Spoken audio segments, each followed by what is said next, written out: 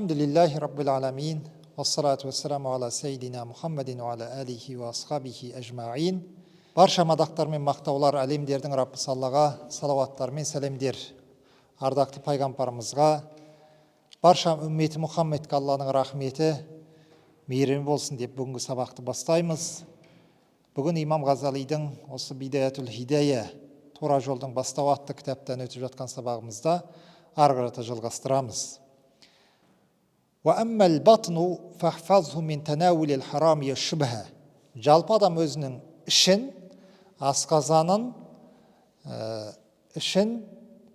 асқазанын харам нәрселерден және күмәнді нәрселерден сақтау керек дейді. Бұл бізге өте маңызды негізі. Біздің көбіміздің, қараңызшы, бір ғибадатқа жалқаулық, не болмаса жақсылыққа қарата көңіліміздің тартпауы, сауап жасауға әрекет болмау, негізі көп жағдайда біздің жеп жатқан, ішімізге түсіп жатқан көп нәрселердің күмәнді екен, сол күмәнділігінің себебінен болады. Енді бұл жерде айтады, харам дегеніміз не ол? Нақты харам нәрсе ол белгілі, шариғатта тыйым салған нәрсе. Мысалы, арақ ішпеу керек бір адам, доңыздың етін жемеу керек. Нақты харам ол. Білесіз оның харам екендігін. Ал енді күмәнді нәрсе деген не нәрсе? Не нәрсені біз күмәнді деп айтамыз? Ғалымдар былай деп айтады. Егер бір нәрсенің халал немесе харам екендігі 50-50 болатын болса, ол күмәнді зат болып саналады. Дұрыс па? Мысалы, көшеден сіз бір ет сатып алдыңыз, оны сіз білмейсіз. Ол бисмилла Аллаху акбар айтып сойылды ма, шариғат бойынша бауыздалды ма, немесе шариғат бойынша бауыздалған жоқ па? 50-50. Демек ол күмәнді деген сөз. Түсінікті ме? Ол нәрсе күмәнді. Міне, адам негізі харамнан ғана емес, кез келген күмәнді нәрселерден де тыйылу керек өмірде.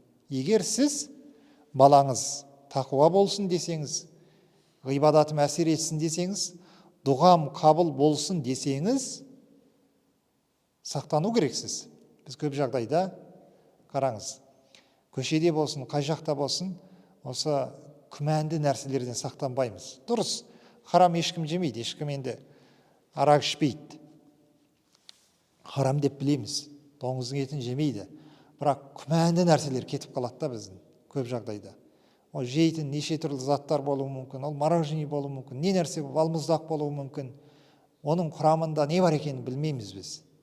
Сондықтан күмәнді нәрселерден асқазанымызды сақтайық. Вахрис аля талабил халали дейді. Әрдайым кез келген нәрсенің халалын, адалын тұтынуға тырысыңыз. Мына өзі кез келген нәрседе қараңыз, дүкенде болсын, үйіңіздің есік алдында дүкен бар ма? Дүкенде болсын, күнде сіз барған кезде бір нәрсе сатып алсаңыз, соның адалын сұрай берсеңіз, халал сертификаты бар ма деген сияқты, ол жерде сұраныс болады. Бір-екі адам сұрағаннан кейін ол дүкенге алып келетін болады да ол адам. Біз өзіміз дамыту керекпіз негізі адал нәрселерді. فَإِذَا وَجَدْتَهُ فَخْرِسَ عَلَى أَنْ تَقْتَصِرَ مِنْهُ عَلَى مَا دُونَ الشِّبَعِ. Енді қараңыз, тақуалықтың жолы. Енді дұрыс, халал нәрселердің өзі дейді, негізі халал нәрселердің өзін адам болды, мен енді халал нәрсе екен, бұл халал тамақ екен деп нығап, тойып, келсе келмес жей беруге болмайды адам баласы. Тамаққа көңіл бөлу керек. فَإِنَّ الشِّبَعَ يُقَصِّ الْقَلْبِ. Өйткені артық тойу. Ол үнемі сіз тамақты көп жейсіз. Ол не істейді, білесіз бе? Ол адамның жүрегін әлсіретіп жібереді. Жүрегін қай жақтан әлсіретеді? Рухани жақтан әлсіретеді сіздің жүрегіңізде. وَيَفْسِدُ الذِّهْنَ дейді. Мынау әсіресе іліммен айланысатын адамдар тамаққа көңіл бөлу керек. Ешқандай адам тамаққа тойып алып, қараңыз, тамаққа тойып алып, ол адам ілім оқи алмайды. Қазір 1-2 бет кітап оқисыз, ұйқыңыз келеді егер қарныңыз тоқ болатын болса. Және ойып тойлел хифз, жаттай алмайсыз. Тамақты көп жейтін адам бір нәрсе жаттайын десеңіз миыңызға қонбайды. Өйткені қараңыз, бүкіл тамақ жеген кезде бүкіл энергия, бүкіл күш-қуат сол тамақты қорытуға кетеді. Миыңыз жұмыс жасамайды. Және уайсақкүліл аъда дейді. Адамды ауырлатып жібереді. Сіз тамақ жей бересіз. Енді салмағыңыз өз бойыңызға сәйкес болса жақсы. Егер қалыптан тыс салмақ алып кететін болсаңыз, тіпті намазға, рүкуге барудың өзі, сәждеге барудың өзі қиынға соғады. Біраздан кейін адам салмақ қоса бергеннен кейін не болады? Таң намазға тұрудың өзі қиынға соғады. Ұйқыңыз қалыңдап кетеді сіздің. Сондықтан бұл мәселеге көңіл бөлу керек дейді. Мынаны кітаптары ғалымдарымыз айтады, тек қана бір жерде ғана қалыптан тыс жеуге болады. Ол қандай жегез? Ол егер сіз бір қонаққа барсаңыз бір жерге, бас қосуға бардыңыз, біреудің үйіне қонаққа бардыңыз, сол кезде анау үйдің иесі сізге қайта-қайта тамақ ұсынса, енді жемей отырсаңыз ренжіп қалуы мүмкін болатын болса, сол кезде ғана қалыптан тыс тойуға болады екен. Ал енді басқа кезде кез келген нәрсені ауызға салып ішкен ығай беруге болмайды.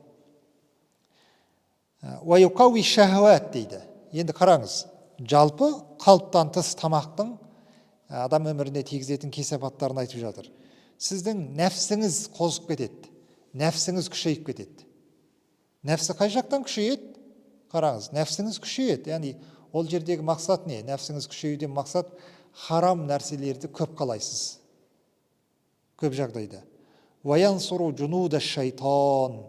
Және не? Шайтанның әскерлеріне көмекші болады дейді. Тоқтық.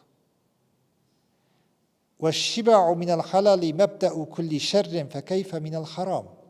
Адам, сіз адал нәрсе жесеңіз, адал нәрсеге тойып алсаңыз, тыңқиып тұрып тойып алсаңыз, оның өзі қараңыз негізі харамға, күнәлі істерге жетелеп кетуі мүмкін дейді. Ал сіз асқазаныңызды харам затпен толтырып алсаңыз, ол деген одан сөз қозғаудың қажеті жоқ ондай жағдайда. Лұқман Хаким былай деп айтқан екен. Өзінің баласына былай деп өсиет айтады. Ей менің балам дейді, егер сен асқазаныңды харам нәрсемен толтыратын болсаң, нәмәтел фикрату, сен ойлай алмайсың еш нәрсе. Сенің ойыңа бір салауат айтып, тәһәжүд намазын оқып, не болмаса бір ғибадат жасап, не болмаса бір Құраннан 5-6 сүре жаттап алайын деген ой келмейді ешқашан. Жаман ойлар келе береді, бірақ еш уақытта сенің ойыңа жаман ой келмейді. Асқазаныңды харам нәрсемен толтыратын болсаң. Және وخرست الحكمة وقعدت الأعضاء عن العبادة дейді. Қараңыз, адамның хикматы өледі, мылқау болып қалады, жақсылық жаққа тартпайды. Және аяқ қолыңыз ешқашан ғибадатқа тартпайтын болады. Ішке түскен, асқазанға түскен харам заттың әсерінен сіз намазға жалқаулығыңыз ұстайды. Асқазаныңызға түскен харам заттың әсерінен сіз ораза ұстай алмайсыз. Мысалы, парыз оразаны былай қойып, нәпіл оразаны былай қойып, парыз оразалардың өзін ұстай алмай қалуыңыз мүмкін. Көрдіңіз бе? Сіздің мешітке қарата аяғыңыз тартпайды. Ауыр, өйткені не? Ішіңізде бір нәрсе бар, артқа қарата тартып бара жатқан сізді. Сондықтан халал, адал ас жеуге әрдайым көңіл бөлу керекпіз. Имам Шағранидің мынандай айтқан сөзі бар екен. فإن أكل الحرام أو الشبهة يظلم القلب ويحجبه عن دخول حضرة الله تعالى. Қараңыз, харам затты жеу дейді, сізбен Алла Тағаланың арасына перде қойып тастайды. Алыстай бересіз, Алла Тағаланың рахметіне алыстай бересіз. Біз өзіміз ойлаймыз, маған жалқаулық болып кетті, сон кездері мысалы таң намазға тұра алмай жүрім, сон кездері мынандай жасап жүрім деген сияқты әңгімелер болады. Оның бір себебі бар да, көрдіңіз бе? Оның себебі не? Алланың рахметіне кенеле алмай жатырмыз. Алла Тағаланың рахметіне жетуге бізге бір нәрселер кедергі болып жатыр. Таңертең таң намазға тұрып кетейік десек, кеудемізден бір нәрсе басып жатыр да бізді ұйықтатып. Не нәрсе ол? өзіміздің жасаған күнәларымыз, жеп қойған, мынау асқазанға түсіп кеткен күмәнді харам заттарымыз дейді. Уәл ибадату, қараңыз, сондықтан да не? Ваталабул халали фаридату ала кулли муслим. Адалас жеу, халал затты іздеу әрдайым, ол әрбір мұсылман ер-әйелге парыз нәрсе. Уәл ибадату уәл илму ма'ал аклил харами кәл бинаи ала сиржин. Қараңыз, харам зат жеп жүріп дейді, Алла Тағала тыйым салған арам затты жеп жүріп,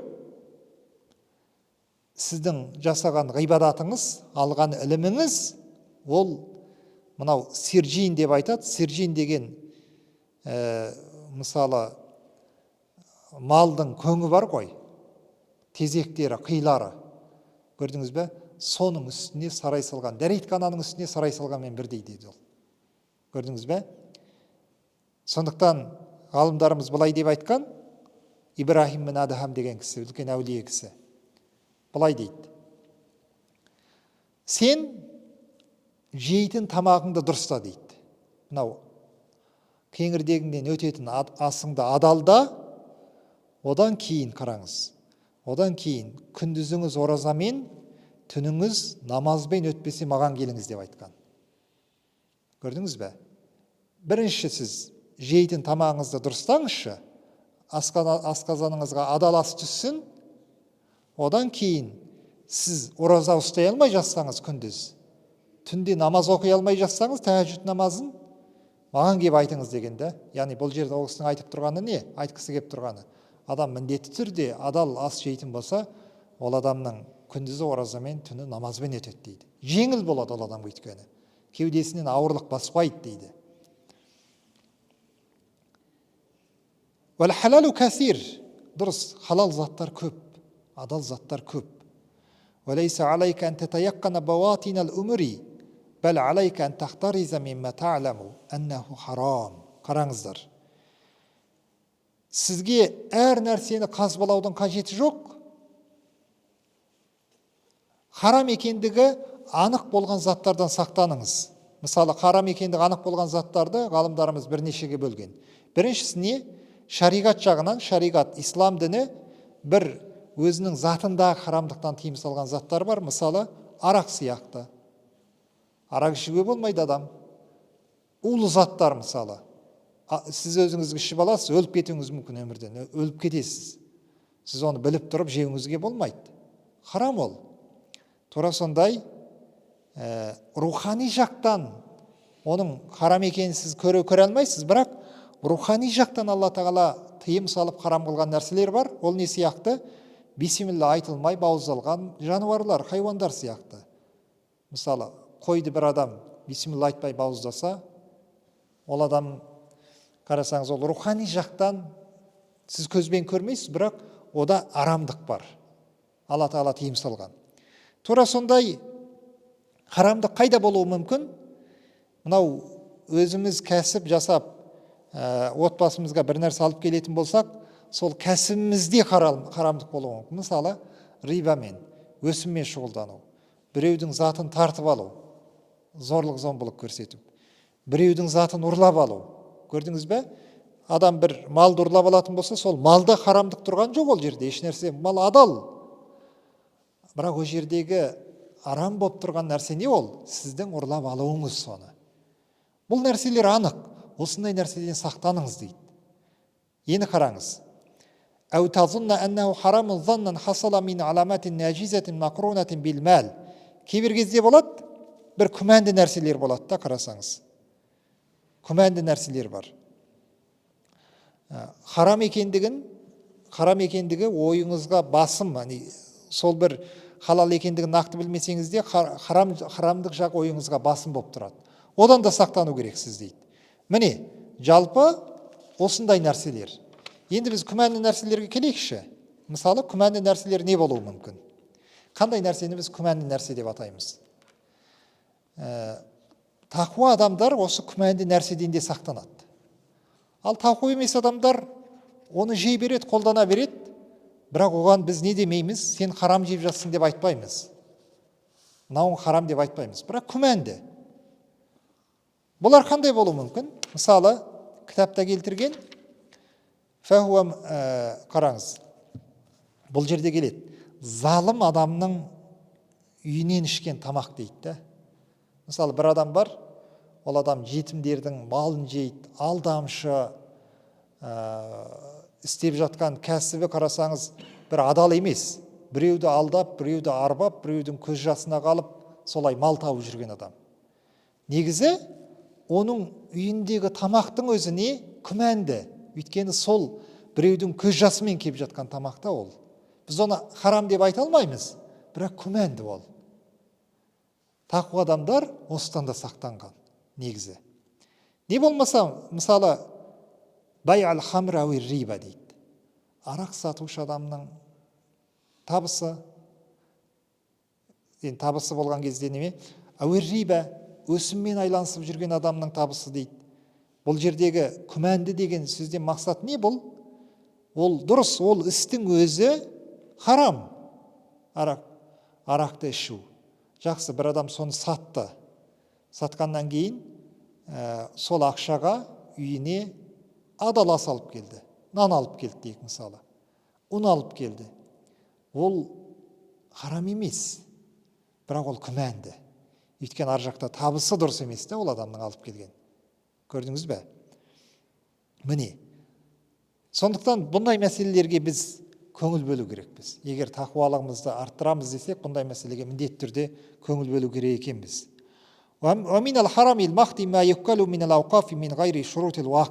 Тура сондай харам нәрселерден анық харам болғандығы белгілі нәрселеріне ол тағы мынандай нәрселер дейді. Уақыф деген нәрсе бар. Мысалы, мынау мешіттің әрбір мүлкі уақыф, ол шариғатта. Мысалы, мынау столды келіп, бұны біреу осы жерге әкеп қойды. Мына кілемді алыр залғышын біреу осы жерге әкеп салды. Бұл жеке бір адамның заты емес, бұл имамның заты емес, бұл ұстаздың заты емес, бұл жалпы халықтың заты. Енді сіз осыны келіп дұрыс қолданбасаңыз, не болмаса бір орындықты үйге алып кетсеңіз, не болмаса, мысалы, мына жерде тұрған кітаптар бар. Бұл мешіттің мүлкі деп жазып қояды. Соны алып, сіз өзіңіздің жеке мүлкіңізге айналдырып алу, бұл харам нәрсе, шариғатта тыйым салған. Өйткені бұл жерде ненің хақысы бар? Бір адамның хақысы бар. Бір адамның ғана хақысы жоқ. Қайта біреудің малын алып кетсеңіз, ол жеңілірек те. Ал сіз мешіттің мүлкін алып кетсеңіз, ол жерде бүкіл мұсылмандардың ақысы бар да, қарасаңыз. Оған сіз бүкілінің алдында жауап беру керексіз. Бұған көңіл бөлу керекпіз дейді әрдайым. Сондықтан мысалы мемлекеттің мүлкін жеу ол таза харам нәрсе. Өйткені ол не? Ортаның мүлкін жеу ол таза харам нәрсе. Өйткені ол жеке адамдікі емес. Ол көптікі, ол ортаныкі, қараңыз. فَمَنْ لَمْ يَشْتَغِلْ بِالتَّفَقُّهِ فَمَا يَأْخُذُهُ مِنَ الْمَدَارِسِ харам дейді. Тура сондай, тура сондай. Сіз әсіресе, мысалы, діни орында жұмыс жасайтындарды айтып жатыр бұл жерде меңзеп. Мысалы, сіз бір діни мекемеде жұмыс жасайсыз, бірақ сіз адалынан жасамасаңыз, алып жатқан нафақаңыз ол да харам болып қалуы мүмкін. وَمَنْ ارْتَكَبَ مَعْصِيَةً تُرَدُّ بِهِ شَهَادَتُهُ فَمَا يَأْخُذُهُ بِاسْمِ الصُّوفِيَّةِ مِنْ وَقْفٍ أَوْ غَيْرِهِ فَهُوَ حَرَامٌ деп жоғарыдағыны айтып жатыр. وَقَدْ ذَكَرْنَا مَدَاخِلَ الشُّبْهَاتِ وَالْحَلَالِ وَالْحَرَامِ فِي كِتَابِ إِحْيَاء مُفْرَدًا مِنْ كُتُبِ إِحْيَاء عُلُومِ الدِّينِ. Енді осы харам мен халал жайында біз Ихия Улумуддин деген имам Ғазалидің үлкен кітабы бар, сода үлкен көп жағынан тоқталғанбыз. Сол жерде түсіндіре кеткенбіз. Ал енді қараңыз. فَعَلَيْكَ بِطَلَبِهِ فَإِنَّ مَعْرِفَةَ الْحَلَالِ وَطَلَبُهُ فَرِيدَةٌ عَلَى كُلِّ مُسْلِمٍ كَالصَّلَوَاتِ الْخَمْسِ. Сондықтан да адал ас кіргізсі, адал ас түсіріңіздер асқазандарыңызға. Кеңірдектеріңізден адал ас өтсін. Адал кәсіп жасап, отбасыларыңызға адалдан табыс табу ол 5 уақыт намаз оқу сияқты парыз нәрсе дейді. 5 уақыт намаз оқу бізге қалай парыз? Тура сондай адал кәсіп жасап, отбасымызды адал тамақпен тамақтандыру тура сондай парыз. Бізде көп жақта, мысалы, не істейді? Намаз оқып жүргенмен ол адам кәсіп адал емес болады да. Көп жағдайда харам нәрселермен шұғылданып жүреді. Ол дұрыс емес нәрсе. Ал енді қараңыз.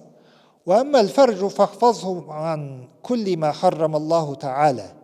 Фәрж дейді. Фәрж деген нәрсе не білесіздер ме? Ер мен әйелдің көбінесе мысалы жыныстық мүшелері. Фәрж деп айтады. Бұны әрдайым ер адам болсын, әйел адам болсын қорғау керек. Ар намысын сақтау керек. Әрдайым зинадан сақтану керек адам. Уәкін кәмә қала Аллаху Таала, Алла Тағала қасиетті Құран кәрімде айтады. Алла Тағала айтқандай мұсылман болыңдар дейді сендер. Алла Тағала не деген? وَالَّذِينَ هُمْ لِفُرُوجِهِمْ حَافِظُونَ. Олар өздерінің ар намыстарын сақтайды дейді. Мұсылмандарды сипаттап жатыр. Тақуа адамдарды сипаттап жатыр. إِلَّا عَلَى أَزْوَاجِهِمْ. Қосылса кімге қосылады? Адал некелі өзінің жарларына ғана қосылады. Жұбайларына ғана қосылады. Ал сондықтан да зина, қараңыз, некесіз адам төсек қатынасында болу, ол ислам дінінде өте үлкен күнәлардың қатарына кіреді. Өте үлкен күнә ол. Бұл өмірде адам жазасын алмаса, ертең ақыретте адам Алла Тағала жазасын береді. Және бұл ол күнәмен шектелмейді. Ол адамның, қараңызшы, Алла Тағала жазасын басқа жақтан да беруі мүмкін да. Ертең Алла сақтасын. Бір ер азамат, мысалы, бір ер азамат егер некесіз қарым-қатынаста болатын болса, Алла Тағаланың рухани жақтан жазасы не ол? Рухани жақтан жазасы сол ер азаматтың ертең әпкесіне немесе сіңілісіне, немесе қызына сол жасаған ісі, біреуге жасаған ісі солардың, сол туысқандарының алдына шығуы мүмкін. Өйткені Алла Тағала ешкімді қорлатып тастамайды. Сондықтан бұл өте адамның көңіл бөлетін істерінің бірі. Енді қараңыздар. وَلَا تَصِلُ إِلَى حِفْظِ الْفَرْجِ إِلَّا بِحَفْظِ الْعَيْنِ عَنِ النَّظَرِ. Енді қараңыз. Негізі адамның өзін зинадан сақтану үшін дейді, қараңыз. Зинадан сақтану үшін бірінші, шынайы зинадан сақтану үшін бірінші адам көзін зинадан сақтау керек. Өйткені бірінші көзбен қарайсыз, жүрекпен ойлайсыз. Көрдіңіз бе? Қарныңыз тоқ болса, одан кейін барып адам зинаға кетеді екен. Әйтпесе осы үш бастама болмай тұрып, адам бірден зинаға кетпейді. Сондықтан ғалымдарымыз айтады: فَإِنَّ هَذِهِ مُحَرِّكَاتٌ لِلشَّهْوَةِ وَمَغَارِسِهَا. Бұл төртеуі қараңыздар. Олар нелер? Қарау, қараңыз, ойлау, түсінікті ме? Және қарныңызды, асқазаныңызды күмәнді және харам заттарға толтырып алу, осы төрт нәрсе адамды зинаға бастап барады деген. Төрт нәрсе. Сондықтан бірінші адам зинаға түспеу үшін осы төртеуінің алдын жабу керек. Төртеуінің алдын кесу керек. Ал екі қолымызды қараңыздар. وَأَمَّا الْيَدَانِ فَاحْفَظْهُمَا عَنْ أَنْ تَضْرِبَ بِهِمَا مُسْلِمًا. Екі қолыңыздың өзінің атқаратын міндеттері бар. Екі қолыңызбен мұсылман болсын, кім болсын, ақысыз жерде екі қолыңызбен оларды ұрудан сақтаныңыз. Екі қолыңызбен ұрудан. Мен қолым бар екен, күшім бар екен, білегім бар екен деп көрінгенде төпештей беруге болмайды. Харам нәрсе ол. Шариғат тыйым салған нәрсе. Тура сондай екі қолмен адам басқа не істеу керек? Әу тәтәнәуәлә бихима мәлән хараман. Екі қолыңызбен отбасыңызға арам ас алып келмеңіз дейді. Екі қолыңызбен. Қалай болуы мүмкін? Мысалы, тараздан жеу сияқты дейді. Көрдіңіз бе? Адам тараздан жеп жатқан кезде не істейді? Қолымен өлшейді. Соның барлығын екі қолымен жасайды сол күнәні. Қарасаңыздар. Бұл күнәден адам сақтану керек. Не болмаса, әу ту'зия бихима ахадан минал халық. Тура жоғарыда айтқандай, тақуалықтың жоғары шегі кез келген жануарға астыңыздағы атыңыз болсын сіздің. Төпештеп ұра беруге болмайды. Олардың жанына зақым жеткізуге болмайды дейді. Әу тахуна бихима фи аманатина вадиатин. Сол екі қолыңызбен сіз біреудің аманатын алуыңызға болмайды, біреудің затын ұрлауыңызға болмайды. Не болмаса, әу тактуба бихима ма ла яджузу нутқу бихи. Жазуы, қараңыздар. Фа иннал қалама ахадул лисанайни. Қолыңызбен жазбауға тиісті нәрсені жазбау керексіз. Сіз ойламаңыз, мен аузыммен, тіліммен балағаттамасам болды, тіліммен біреуді боқтамасам болды, қолмен кез келген жерге жаза берем, әлеуметтік желіге кірем, фейсбукқа кірем, инстаграмға кірем, жаза берем, ол дұрыс емес. Сіз қалай аузыңызбен, тіліңізбен біреуді балағаттасаңыз күнәласыз ғой. Тура сондай отырып сіз телефоннан біреудің жетасасын жездей көшіріп, біреуді боқтайтын болсаңыз, балағаттайтын болсаңыз, ақысыз жерде. Тура сондай сіз күнәласыз қолыңызбен. Сақтану керексіз бұдан. Сондықтан ғалымдарымыз айтқан, қалам дейді, екі тілдің біреуі деген. Адамның екі тілі бар. Біреуі кәдімгідей аузындағы тілі, екіншісі жазып жатқан қаламы. Жазып жатқан қолы. Фахфазил қалама амма яджибу хафзул лисани анху дейді. Сондықтан да сіз тіліңізбен тек қана жақсы сөз сөйлейсіз бе? Жазуыңызда тек қана жақсы сөз болсын. Біреуі жақсы сөз, біреуі балағат сөз болу дұрыс емес. Ал екі аяққа келейік. Ва аммар риджлан. Адам екі аяғын не істеу керек? Фахфазхума ан ан тамшия бихима иля харам. Екі аяғыңызбен харам жерге жүріп бармаңыз. Адам бір жерге арақ ішу үшін екі аяғымен барады. Бір жерге кез келген зина жасау үшін екі аяғымен барады. Кез келген күнән жасау үшін екі аяғымен барады адам. Көрдіңіз бе? Ғайбат айту үшін де сіз бір жерге екі аяғыңызбен барасыз. Аяғыңызды осындай күнәлі істерге басудан сақтаныңыз. Әу тасға. Не болмаса қараңыз, мынандай нәрсе бар. Мысалы, бір адам бір күнәлі ісімен мақтанайын деп жатыр. Күнәлі ісімен мақтанайын деп жатыр, қарасаңыздар. Ол адам біреудің малын тартып алған болуы мүмкін, біреудің малын зұлымдықпен алып алған болуы мүмкін. Яғни, күнәні елге жаяйын деп жатыр да, қарасаңыздар. Егер сіз барып, сол адамның қуанышына, сол адамның жайған дастарханына ортақ болатын болсаңыз, ол баруыңызда сіздің не болып есептеледі? Харам болып есептеледі. Шариғат тыйым салған нәрсе. Бұған да біз әрдайым не істеу керек екенбіз? Көңіл бөлу керек екенбіз. Ва алал жумла, сондықтан да 90 ауыз сөздің тобықтай түйіні фа харакатука ва саканатука би а'дайка ни'матун мин Аллахи та'ала алайк. Сондықтан да сіздің әрбір жүрген жүрісіңіз, сөйлеген сөзіңіз, тіпті тұрған тұрысыңыздың өзі Алла Тағаланың сізге берген бір нығметі. Фала тухаррик шай'ан минха фи ма'асиятиллахи та'ала аслан. Сондықтан да оның қай-қайсысын болсын Аллаға қарсы келетін күнәлі іске жұмсамаңыз. Жүресіз бе? Күнәлі жаққа қарата жүрмеңіз. Қолыңызды күнәлі іске батырмаңыз. Көзіңізбен күнәлі іске қарамаңыз. Денеңіздегі мүшелеріңіздің, уақытыңыздың барлығын дейді, таза, дұрыс істерге жұмсаңызшы. Күнәлі істерге емес. Вa'лам аннака қасарта фa'алайка ва балуху. Егер сен өзің нәпсіңе беріліп, осы дене мүшеңді қорғай алмайтын болсаң, обалы саған. Ертең әрбір жасаған іс-әрекетіңе өзің жауап бересің. Ва ин шаммарта фа илайка та'уду самаратуху. Қараңыз. Егер сіз сол дене мүшелеріңізді тек қана адал нәрселерге жұмсайтын болсаңыз, оның міндетті түрде жемісін көресіз дейді. Сондықтан да Али радиаллаху анху айтқан мынандай сөзі бар: "Мен занна аннаху бидунил жухди ясилу илал джаннати фахуа мутаминнин." Кімдегім маңдайынан тер шығармай жәннатқа кіріп кетем десе, ол құр босқа қиялданып жүрген адам болады.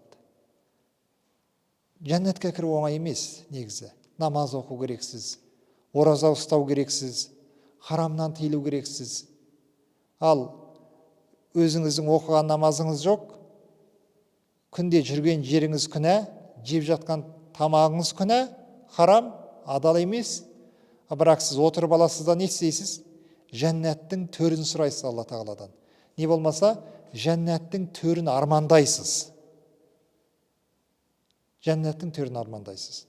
Адамның негізі, қараңыздар, сіздің арманыңыз бен ісіңіз кішкене сәйкес келу керек. Әли радиаллаху анху айтқан сөзі осыған келеді. Және «Wallahu ғаниюн анка ва ан амалик». Алла тағала біздің амалымызға, ғибадатымызға не емес? Мұқтаж ба, мұқтаж емес пе? Мұқтаж емес қой. Түсінікті? Бізге де мұқтаж емес, маған да мұқтаж емес, сізге де мұқтаж емес. Тура сондай біздің амалымызға да, ғибадатымызға да мұқтаж емес. Алла тағала қасиетті Құран кәрімде айтқан сондықтан. Күллі нәфсин бима кәсәбәт рахина. Алла әрбір адамның жасаған ісі рахин дейді. Рахин деген, қалай деп айтсақ болады, аманатқа қойып қойған заты да ол.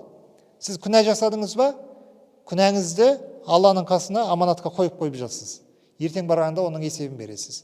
Сауапты жасадыңыз ба? Дұрыс, сауабыңызды қойып жатсыз Алла тағалаға, қазынасына. Ертең барған кезде оның несін аласыз? Қарымжысын аласыз.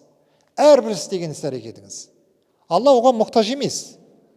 Күнә жасасаңыз Алла тағаланың, мысалы бір дәрежесі түсіп, сауап жасасаңыз дәрежесі көтеріліп кетпейді. Түсінікті ме? Өзімізге қайтады барлығы. Ва ияка ан тақула. Сондықтан мынандай айтудан сақтаныңдар дейді. Қараңыздар.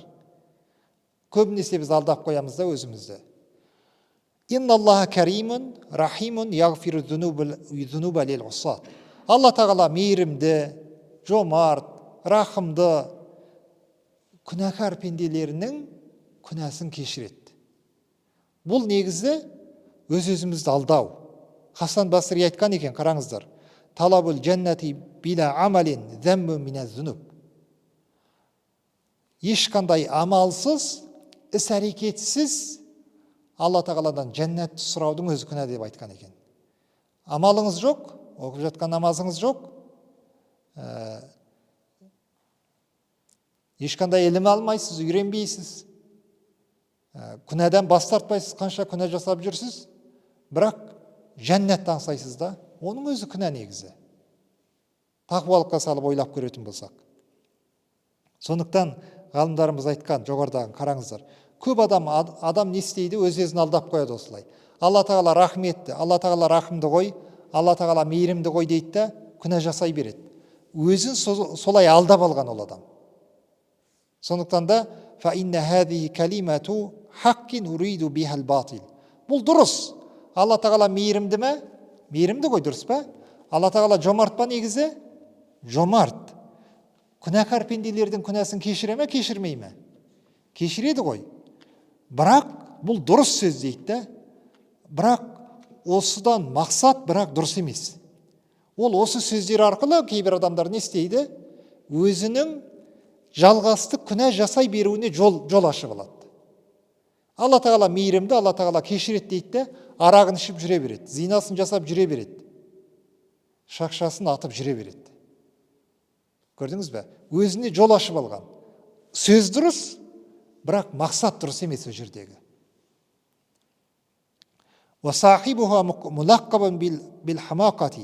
Сондықтан да осындай сөзді айтып жүрген адамдар, олар ақымақ адамдар дейді. Өйткені пайғамбарымыз саллаллаху алейхи вассалам хадисінде айтқан, әл-кайису мән дәна нәфсаху. Ақылды адам өзінің нәпсісін тыя білген адам. Харамның алдында тыя білген адам, адал нәрселерді қолдана білген адам өмірінде. Ва амиля лима ба'дал маут. Анау өлгеннен кейінгі, қайтыс болғаннан кейінгі өмір бар ғой. Сол үшін амал жасай білген адам дейді да негізі. Ақылды адам деп соны айтады екенбіз. Арғы өміріңізге мықты азық сайладыңыз ба, дайындадыңыз ба, сіз ақылдысыз. Ал вал ахмақу мән әтбаға нәфсаху хауаха ва таманна алаллахил аманiyya. Ақмақ деген кім? Нәпсінің құлы болады. Нәпсі нені айтса соны жасайды, және ол сонымен бірге Алла тағаладан неше түрлі дәреже аңсайды. Ішіп жүргені неше түрлі күнәлі заттар, жасап жүрген неше түрлі күнәнің ортасында жүр, бірақ ол сөйтіп жүргенменен арманы биік. Өзін жәннатқа кіргізіп қойған. Бұл негізі ақымақ адамның жасайтын ісі деп ғалымдарымыз айтты. Сондықтан да Хасан Басридің мынандай сөзі бар. Қараңыздар. Мынау кейбір пенделердің, кейбір қауымдардың дейді. Әмәния деген сөз, әмәниян мағфира, Алла тағаланың кешірімінен өзі адам өмірінде мына нәрсені жақсы қолдану керек. Алланың рахметімен Алла тағаланың азабы тең жүру керек те адамда. Алла тағаланың рахметімен азабы тең жүру керек. Сіз қашан Алла тағала рахымды қой, Алла тағала мейірімді қой деп, мейіріміне көп сеніп кетсеңіз, ол да адамды күнәға жетелейді. Кез келген күнәні жасай бересіз. Арақ іше бересіз, Алла кешіреді. Зина жасай бересіз, Алла кешіреді. Өтірік айта бересіз, Алла кешіреді. Біреудің малын ұрлай бересіз, Алла кешіреді деп. Тура сондай адамның өмірінде Алла тағаланың азап сипаты жоғары. Алла тағала қалай деп айтсақ болады. Алла тағаланың рахметінен үміт жоқ деген бір сенім болатын болса, ол да дұрыс емес. Өйткені сіз қанша менің жасап жүрген күнәм бар, 20 жылдан бері намаз оқыған жоқпын, қанша уақыттан бері күнәлі істерді жасап жүрмін, менің күнәмді кешірмейді ғой деген ой келеді Алла тағала. Міне, бұл да адамның жалғасты күнәсін жасай беруіне себепші болады. Сондықтан адам не істеу керек екен? Алланың рахметі негізі, Алланың мейірімі кез келген сауапты істерге сізді итермелеу керек. Таңертең бесін мысалы таң намазының 2 рәкат сүннеті Алланың мейірімі қараңыз. Алла тағала мен осы 2 рәкат сүннетті оқысам, маған қанша сауап жазатын шығар. Мейірімді Алла тағала деген, Алланың мейіріміне деген түсінік сізді сауапты істерді көптеп жасауға итермелеу керек. Ал енді Алла тағаланың азап беруші сипаты сізді күнәдан тыю керек. Сіз ойламаңыз, бір адамды кішкентай алдап малын алып алсам, күнә жасайтын болсам, ол адам сол жасаған күнәм мені ертең тозаққа түсіріп жіберетін шығар. Алла тағаланың азабына жолықтырып жіберетін шығар деген ой сізді сол күнәні жасауға кедергі болу керек дейді, ғалымдарымыз айтады. Сондықтан мына нәрсеге біз көңіл бөлейік. Дүниеде қаншалаған қауымдар бар дейді да, сондай мейіріміне Алла тағаланың көп сеніп кетуі оларды бұл дүниеден құралақан қалдырды дейді. Ешқандай сауапсыз күнәға толы дәптермен арғы дүниеге аттанып кетті дейді. Сондықтан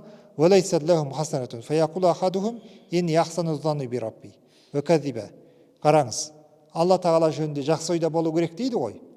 Негізі осы сөзбен іс бірдей болу керек. Егер сіз Алла тағала жөнінде жақсы ойда болатын болсаңыз, шынымен Алла тағаланы шынайы жаратушы деп білетін болсаңыз, Алла тағала шынымен де құдірет иесі деп білетін болсаңыз, сол ойыңызға қарата амал жасау керексіз. Сол Алла тағала не нәрсені әмір етті? 5 уақыт намаз оқыңдар деп жатыр. Харам нәрседен тыйылыңдар деп жатыр. Соған қарата сіз амал жасау керексіз дейді, қараңыздар. Міне, сондықтан бұл мәселеге біз көңіл бөлу керекпіз әрдайым. Ва'лам أن قولك هذا يضاهي قول من يريد أن يصير فقيها في علوم الدين من غير أن يدرس علما واشتغل بالبطالة. Сіздің мына сөзіңіз мынаған ұқсайды дейді де, қараңыз. Мысалы, сіз ешқандай амал жасамайсыз, бірақ Алла тағаладан үлкен сауап күтесіз. Ол мынаған ұқсайды дейді. Ешқандай білім оқымайсыз, сабаққа қатыспайсыз, кітап оқымайсыз, бірақ өзіңіз не болуды қалайсыз? Ғалым болуды қалайсыз. Сіз ешқандай сабақ оқымасаңыз, кітап оқымасаңыз, ешқандай бір ілімге деген құлшынысыңыз болмаса, Алла тағала сізге әкеп білімді беріп қоймайды ешқашан. Қашан тырысасыз, қашан кітаптардан оқисыз, сол кезде ғана сіз ілімді боласыз да. Алла тағала сол кезде барып ілім береді. Бірінші әрекет жасайсыз, одан кейін барып сізге ілім келеді дейді. Өйткені кейбір адамдар былай деп айтады екен.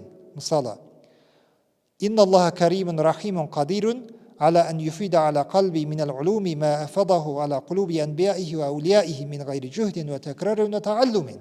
Кейбір адамдар былай ойлауы мүмкін дейді. Мысалы, пайғамбарлар, Алла тағала пайғамбарларға оқымай ақ ілім берді. Ешқандай қайталамай, жаттамай, үйренбей, Алла тағала ілімді бере салды да олардың миларына құя салды. Алла тағала солай да маған ілім береді ғой деген сияқты сеніммен құр үйде жатып, жастыққа жатып ап, үйде жатып ап, Алла тағала маған ілім бер дегенмен келмейді. Сіз оқу керексіз, бару керексіз, үйрену керексіз. Сол кезде ғана Алла тағала ілім береді дейді.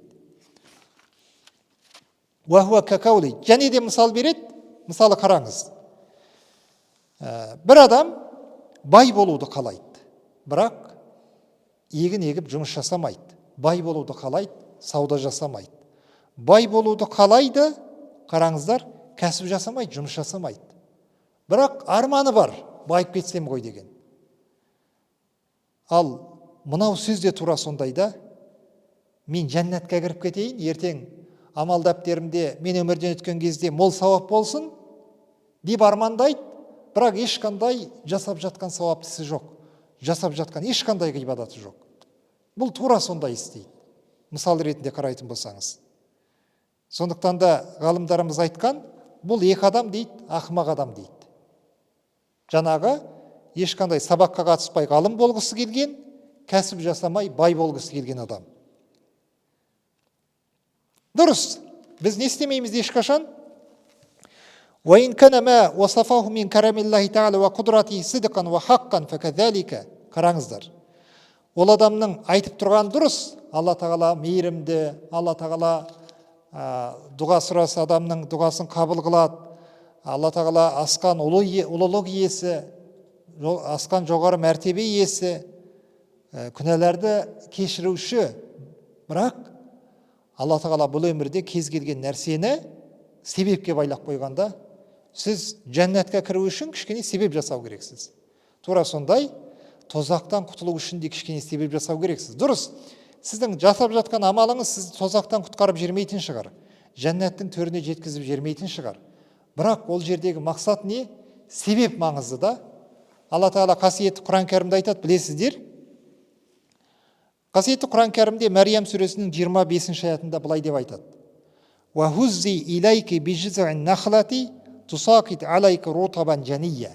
Мәриям анамыз жүкті болып, сол құрма ағашының, сол толғатып жатқан кезде құрма ағашының түбіне келіп отырады ғой. Сол кезде үлкен құрма ағашының басынан, ұшынан құрмалып жегісі келеді. Бірақ толғақ қысқан адам болғаннан кейін өте әлсіз, өте шаршаған. Сол кезде Алла тағала уахи арқылы Мәриям анамызға білдіреді. Не дейді? Сен анау құрма ағашының түбін кішкене сілкі дейді. Кішкене әрекет жаса, сілкі, біз құрма ағашының үстіндегі нені түсіреміз? Құрмаларды түсіріп береміз дейді. Енді ғалымдар айтқан осы жерде. Қараңыздар, негізі ол толғақ қысқан әйел үлкен құрма ағашын сілкіп қалай үстіндегі құрманы түсіруі мүмкін? Алла тағала не үшін айтты дейді осы жерде? Себебі Мәриям анамызға Алла тағала құрма ағашын түсіріп бере салуға құдіреті жетуші еді, бірақ түсіріп берген жоқ. Өйткені не үшін? Кішкене болса да Мәриям анамыздың өзінен әрекет күтті ол жерде. Кішкене әрекет жасады, Алла тағала не істеді? Берді. Тура сондай бізде де өмірде кез келген нәрседе осыны күтеді Алла тағала. Дұрыс, жәннатқа кіру үшін, Алланың алдында үлкен дәрежеге жетуіңіз үшін кішкене әрекет керек. Кішкене сіз құлшылық жасап жүріңіз, Алла тағала көп сауап беруі мүмкін. Кішкене күнәдан тыйылып жүріңіз, Алла тағала сізге көп сауап беруі мүмкін. Бірақ ешқандай әрекетіңіз болмай, үлкен дәреже сұрауыңыз,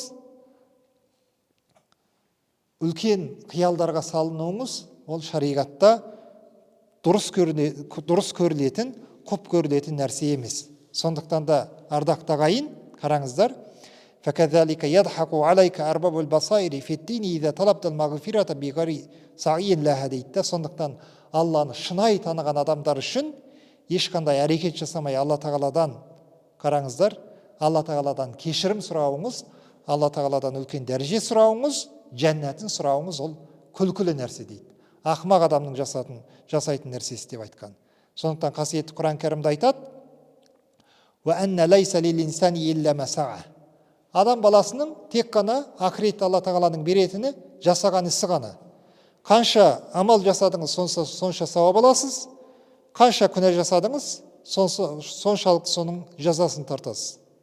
Одан көбейіп те кетпейді, азайып та кетпейді. Иннама туджзауна ма кунтум таъмалун.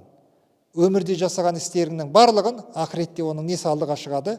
Егер бұл өмірде жасаған күнәңіз болса, егер тәубе етіп, амал дәптеріңізден өшіртіп жермесеңіз, не болады ертең? Сол нәрселердің барлығы алдынан шығады дейді. فإذا لم تترك السعي في طلب العلم والمال اعتمادا على كرمه فكذلك لا تترك التزود للآخرة ولا تفتر فإن رب الدنيا والآخرة واحد дейді. Бұл өмірде қараңыздар, сіз мысалы Алла береді деп қойып, ілім үйренбесеңіз, кітап оқымасаңыз ілім бермейді.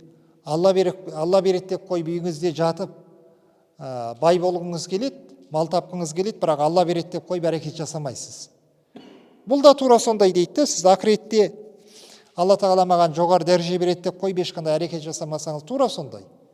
Сондықтан да кітаптың соңында айтқан, мынау дүниемен бұл өмірде сізге әрекет жасамасаңыз мал бермей ме, әрекет жасамасаңыз ілім бермей ме, тура сонда ақыретте әрекет жасамасаңыз сізге сауап бермейді. Өйткені осы мәселеде қараңыздар, басқа кез келген мәселеде болса да, дүние мен ақыреттің иесі біреу ғана, ол Алла тағала. Көрдіңіздер ме? Ақыретке барған кезде, ана өмірге барған кезде басқа бір құдай алдымыздан шықпайды. Осы өмірдегі біздің жаратушымыз сол. Бұл өмірде әрекет жасамаған адамға бермесе, ақыретте де тура сондай әрекет жасамаған адамға бермейді дейді. Тек қана Алла тағаладан қандай нәрсе болады? Егер біз ниет ететін болсақ, қараңыздар, Алла тағаланың рахмет дегенді біз қалай түсіну керекпіз? Егер біз ниет етіп, кішкене әрекет жасайтын болсақ, Алла тағала бізге бір кішкене жеңілдік беріп жүреді екен. Қараңыздар, сіз қаншалықты әрекет жасап, орныңыздан тұрып таң намазына келдіңіз, негізі сіздің жасап жүрген әрекетіңіз, негізі соның, мысалы, таразыға салып көретін болса, жаңағы қате оққан сүреңізбен, ұйықтап тұрып оққан намазыңызбен таразының басына салатын болса, мына жаққа сауапты салатын болса, 10-ақ сауап алуыңыз мүмкін де, бірақ Алла тағала не істейді? Кішкене әрекет болған үшін рахман сипатымен, мынау құлым пендем маған кішкене әрекет жасап жатыр ғой деп, сізге 100 сауап жазып беру мүмкін екен дейді сол жерде. Алла тағаланың рахметін біз осылай түсіну керекпіз. Бірінші әрекет жасайық, менің әрекетіме көп сауап береді деп, солай түсіну керек екенбіз. Ал былай әрекет болмай, жатып алып Алла тағаланың рахметінен үміт күте беруге ешқашан болмайды. Фала тухаддис нафсака битахуисатил батталин. Сондықтан да не? Сіз әрдайым мынау ешқандай амал жасамай, қараңыздар, амал жасамай, өзі бүкіл нәрсені қырып тастаған, жойып тастаған, жасап тастаған сияқты сөз сөйлейтін адамдардың сөзінен сақтаныңыз. Ешқандай оқыған кітабы жоқ, бірақ отырады да пәтуа беріп отырады. Ешқандай қарасаңыздар жасап жатқан ғибадаты жоқ, бірақ неше түрлі сауапты істерден әңгіме қозғап отырады да. Ешқандай, мысалы қарасаңыздар, кез келген нәрсе, кез келген бір жасаған жақсылығы жоқ. Әсіресе мысалы мынау ілім мәселесінде көп кездеседі да осы. Оқыған ешқандай кітап жоқ, бірақ кәдімгідей үлкен мәселелерді қозғап, соған өзінің, менің ойымша ол бұлай болу керек деп өзінің ойын тықпалап отырады. Ол негізі не? Ол ешқандай ілімі жоқ адамдардың несі? Ойы, белгісі. Сондықтан да сен кімге әрекет, кімге ілес? Дұрыс, кімнің сөзін тыңдау керексіз? Кім пәтуа айтса тыңдау керек? Әрекетіне қарайсыз да? Егер күндіз түні сабақ оқып, сондай бір үлкен іліми дәрежеге жеткен адам болса, ол адамның сөзін тыңдау керексіз. Не үшін? Себебі әрекеті мен сөзі сәйкес ол адамның. Ал бір адамдар, қазіргі таңда сондай адамдар көп, сөзі мен әрекетінің арасында аспан мен жердей айырмашылық бар. Уақтади биулил азми уан нуха минал анбияхи уас салихин. Сондықтан да сен кімге ойы, кімге ілес, кімге ұқсауға тырыс? Әулиелерге, пайғамбарларға ұқсауға тырыс. Әрекетің мен ісің, әрекетің мен сөйлеген сөзің әрдайым тең болсын дейді. Уәлә татма фи ән тахсуда мәләм тазра. Екпеген нәрсеңді оруды армандама. Сен Қараңызшы, күзде жақсы өнім алу үшін көктемде жерге бір нәрсе салу керексіз ғой, егу керексіз. Жеріңіз құр жатыр, еш нәрсе екпегенсіз, күзде құр жерден, міне жерден жеміс шығады, міне жерден бір нәрсе шығады, алам деп мысалы арманда болсаңыз, ол ақымақтық қой. Тура сондай. Сондықтан не? Кімде-кім намазын оқыса, оразасын ұстаса, нәпсімен күресе білетін болса, тақуалық жолын ұстай білетін болса, біз ол адамды үміт етеміз, Алла тағала кешіреді деп. Міне, осылардың барлығы не? Сіздің мынау сыртыңыздағы дене мүшеңізді қорғауға тиісті нелеріңіз, міндеттеріңіз.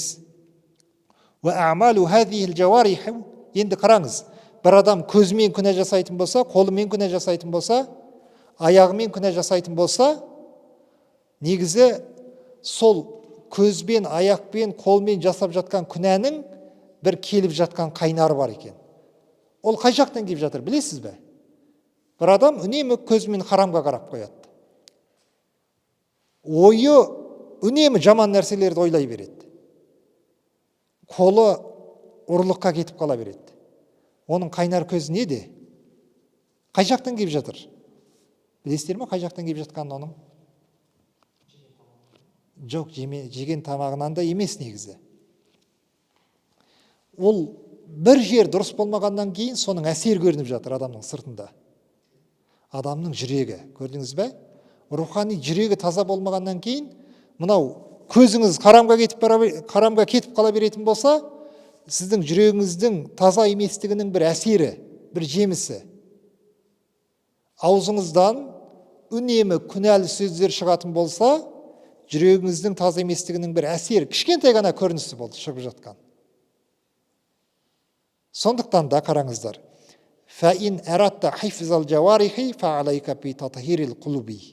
Егер сіз көзімді харамнан тиям десең, тілімді харамнан тиям десем, аяғыңды, қолыңды, ойымды харамнан тиям дейтін болсаң, дұрыс па? Тәубеге келем дейтін болсаң, не істеу керексің? Бірінші, жүректі тазалау керек екенсің. Алла қаласа, келесі сабағымызда біз жүректі қалай тазалау керек? Сол сабақтан жалғастыратын боламыз. Алла тағала баршамызды естіген білгендерімізбен амал жасауды нәсіп қылсын. Раббана атина фид дуния хасана ва фил ахирати хасана ва қина азабан нар бирахметика архамар рахимин. Аллаху акбар.